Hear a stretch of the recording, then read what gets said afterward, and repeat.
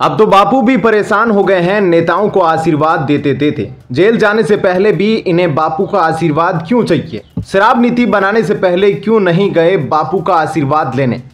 चले गए होते तो बापू पहले ही इशारा कर देते, गलत काम मत करो, पहले घोटाला कर दो फिर बापू के आगे सिर झुकाओ।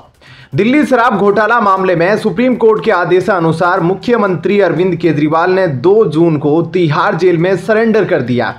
उनके सरेंडर के एक दिन बाद सोमवार को प्रवर्तन निदेशालय ईडी ने अपनी सप्लीमेंट्री चार्जशीट दाखिल की, जिसमें आम आदमी पार्टी और भारत राष्ट्र समिति बीआरएस नेता के कविता पर 1100 करोड़ रुपए की मनी लॉन्ड्रिंग का आरोप लगाया गया, जिसमें से 292.8 करोड़ रुपए की अपराध की आय शामिल होने का दावा किया गया।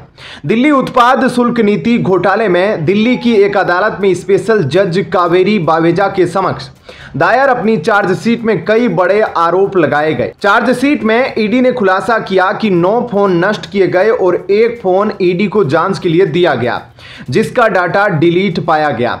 ईडी चार्जशीट के मुताबिक शराब नीति में जो बदलाव किया गया, प्रॉफिट मार्जिन को बढ़ाकर 12% किया गया, उससे सरकार को 581 करोड़ का सीधा नुकसान हुआ था। ईडी ने यह भी खुलासा किया कि चरणजीत सिंह चन्नी ने के कविता के लिए 5 स्टार होटल में 10 लाख रुपए का रूम बुक करवाया था। के कविता ने साउथ ग्रुप के दूसरे मेंबर्स और समीर महेंद्रू के साथ साजिश रचकर MS इंडो स्पिरिट कंपनी बनाई, जिसका इस्तेमाल प्रोसीड ऑफ क्राइम के लिए किया गया।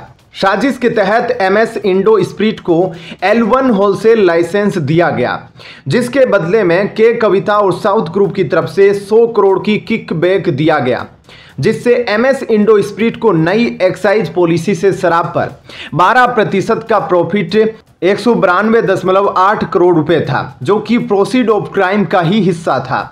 के कविता ने अरुण अभिषेक बुच्ची बाबू के साथ मिलकर साजिश के तहत आम आदमी पार्टी के नेताओं के साथ मिलकर नई शराब नीति पॉलिसी बनाई थी। ईडी ने कहा कि के कविता पर शराब लाइसेंस के बदले दिल्ली की सत्तारूढ़ आम आदमी पार्टी को 100 करोड़ रुपए का भुगतान करने के लिए साउथ ग्रुप के साथ साजिश रचने का आरोप लगाया गया है।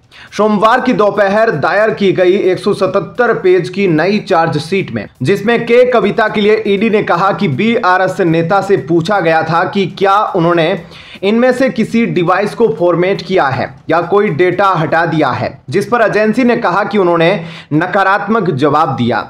सीबीआई ने तर्क दिया कि के कविता सिर्फ एक महिला नहीं है, बल्कि एक बहुत ही प्रभावशाली महिला है, और उन दावों की ओर इशारा किया कि उन्होंने पहले एक गवाह को धमकी दी थी। ईडी ने इस बात पर जोर दिया कि बीआरएस नेता कथित घोटाले का सह साजिशकर्ता और लाभार्थी है, और दावा किया कि अपराध की आय सीधे उसके पास जा रही थी। उन्होंने कहा कि उसे रिहा करने से गहरी बहुस्तरीय साजिश की जांच प्रभावित होगी। के कविता को 15 मार्च को हैदराबाद के बंजारा हिल्स स्थित उनके घर से गिरफ्तार किया गया था। क्या कहना है आपका इस पर? कमेंट सेक्शन में अपनी राय जरूर दीजिएगा। धन्यवाद। जय हिंद।